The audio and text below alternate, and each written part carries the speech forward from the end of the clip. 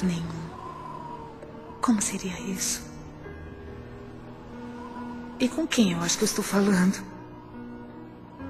Testando até onde vai seu comprometimento.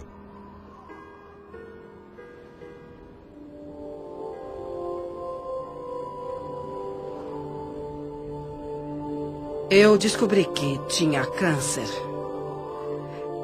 Era um câncer vaginal.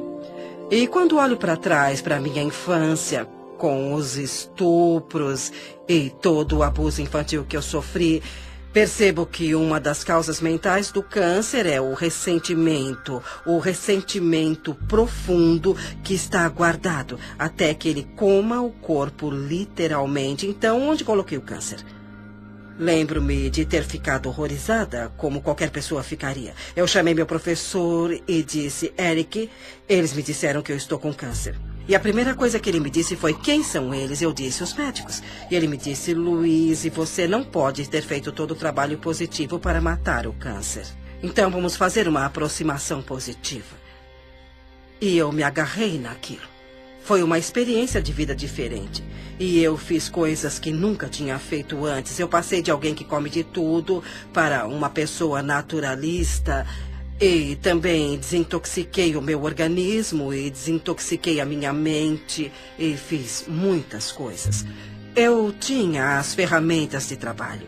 E eu disse a mim mesma, será dada uma oportunidade para eu praticar o que estou aprendendo. Eu direi às pessoas que elas podem curar qualquer coisa se elas tiverem força de vontade. E agora é a minha vez. Lembro-me de trabalhar com terapia e socar travesseiros, tirando a raiva de mim e essas coisas. Mas eu acho que o que eu fiz na época, que foi o mais importante para mim, foi o perdão. Eu comecei a investigar a infância dos meus pais e consegui descobrir a história deles. Eu pude entender de onde eles vieram. Eles sofreram coisas horríveis dos dois lados, de cada lado. Portanto, como eles poderiam educar uma criança pequena quando não tiveram o tratamento de que precisavam.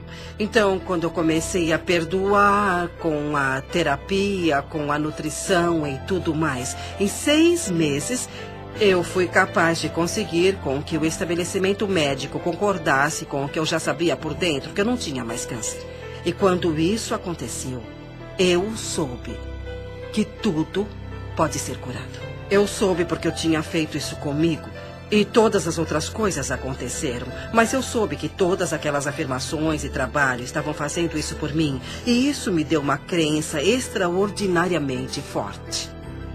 Quando se tem uma crença forte, podemos fazer isso. Fui diagnosticado com uma condição dentro do meu organismo. E o médico me disse que alguma coisa estava crescendo, que devia ser um tumor cancerígeno. E eu fui embora, eu confiava no sistema médico, porque é nossa cultura, como fomos educados. E tem uma parte dentro de nós que diz, mesmo que eu tome um caminho holístico, eu vou deixar uma autoridade médica me falar o que está acontecendo, só por validação. Portanto, era a única oportunidade de colocar em prática tudo o que eu já tinha aprendido. E era mais do que me concentrar em uma coisa que não estaria em meu corpo. Eu comecei a sentir que meu corpo era vital e saudável, mais do que me concentrar em fazer algumas mudanças. No entanto, pela influência da família e amigos, eu me submeti a um procedimento cirúrgico. Entrei na sala de cirurgia, fui anestesiado. E a última coisa que me lembro é de ter acordado com o médico olhando para mim e disse, o que está fazendo aqui? Você não tem nada. Tudo o que eu tinha feito foram práticas e princípios que aprendi viajando ao redor do mundo e eu os apliquei na minha vida e trabalhei com eles. Naquele momento eu tinha fotografias que mostravam que eu não tinha nada. Eu fui anestesiado e eles exploraram meu corpo sem nenhuma razão. Por isso eu posso falar com convicção. Eu posso olhar para qualquer cientista, um membro cético do público e posso olhar nos olhos dele com convicção e dizer, é assim que sei como ser verdadeiro na minha vida, que há um poder dentro do meu corpo. Os antigos dizem que é a força mais poderosa do universo. O filósofo Neville, do início do século XX, disse que há uma força dentro de cada humano com a qual nenhuma força terrena tem a menor influência. Fiz um monte de pesquisa de câncer. Eu queria descobrir quem tinha derrotado o câncer e qual era o denominador comum. Então eu li um monte de coisas e descobri que o denominador comum era cada pessoa. Não importava qual tratamento escolheram. Eles ficaram bem porque mudaram o modo de pensar. Eu sabia que me abrindo fisicamente para o bisturi dos cirurgiões seria um adjunto para a minha cura e que eu precisava me abrir espiritualmente também. Seu corpo não é seu inimigo e é claro que todo mundo que experimenta a doença ou a dor nos ensina isso e pensamos, por que meu corpo está fazendo isso comigo em vez de, por que isso é meu e vou passar por essa experiência e vou mudar minha forma de pensar, sabe? Eu preciso amar meu corpo com isso. Eu agradeço por ter tido câncer, porque eu precisava despertar. Eu era o tipo de pessoa que sempre precisava, sabe, ter a prova bem na frente. Estou em remissão e sinto-me muito bem e nunca me senti melhor. Eu ainda ando diariamente e uso a afirmação que ela usava para o câncer. Eu me perdoo amorosamente, me liberto de todo o meu passado. Eu escolhi encher meu mundo de alegria. Eu me amo e me aceito. Foi uma mudança de vida. Foi uma dessas coisas onde não só agradeço pela minha doença, porque no fim estou muito mais saudável do que eu era antes. Existe uma coisa realmente interessante que acontece quando alguém entende.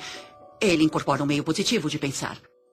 Eles conseguem um equilíbrio hormonal para uma coisa e sabemos que quando alguém está pensando com o coração, como quando vem um filhote ou um bebê dormindo e fazem seu nível de DHEA aumenta e começa a equilibrar os seus hormônios. Mas uma coisa ainda mais importante acontece. O batimento inconstante do coração se normaliza e você entra nisso em um padrão de onda, como se pode ver no monitor cardiovascular. E esse padrão, na verdade, começa a equilibrar o corpo todo. Por isso, o coração é conhecido como o grande eletromagneto que, de fato, treina o resto do corpo. É o processo de pensamento. Os pensamentos são importantes. Os antigos fizeram a distinção entre pensamento, sentimento e emoções. E os sentimentos, que são o centro do nosso coração, causam um efeito que muda os campos elétricos e magnéticos do nosso coração, e esses campos mudam literalmente as coisas que nosso mundo é feito em volta do corpo. E o que a ciência está mostrando agora é que quando você pode mudar o campo do átomo, você pode mudar o átomo, e somos feitos desses átomos. Assim, quando colocamos sentimentos no coração, estamos mudando o campo que conecta as coisas de que tudo é feito e alteramos literalmente nossa realidade física, de modo que pareça miraculoso.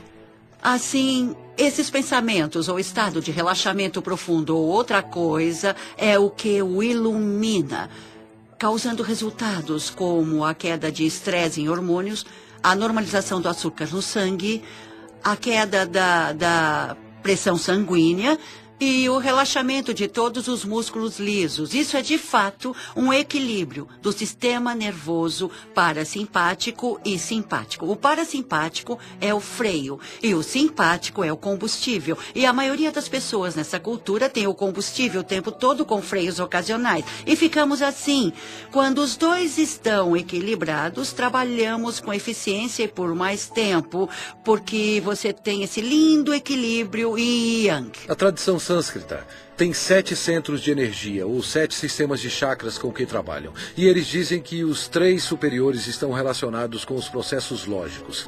Assim, quando pensamos em alguma coisa, desenhamos isso na mente, o relacionamento perfeito ou a paz entre as nações. Mas só convidamos isso para a nossa vida quando inspiramos o poder da emoção para esse pensamento. A emoção vem dos 3 inferiores, ou dos centros criativos do corpo. Assim, quando inspiramos o poder da emoção em nosso pensamento, imbuímos esse pensamento em nossas vidas. E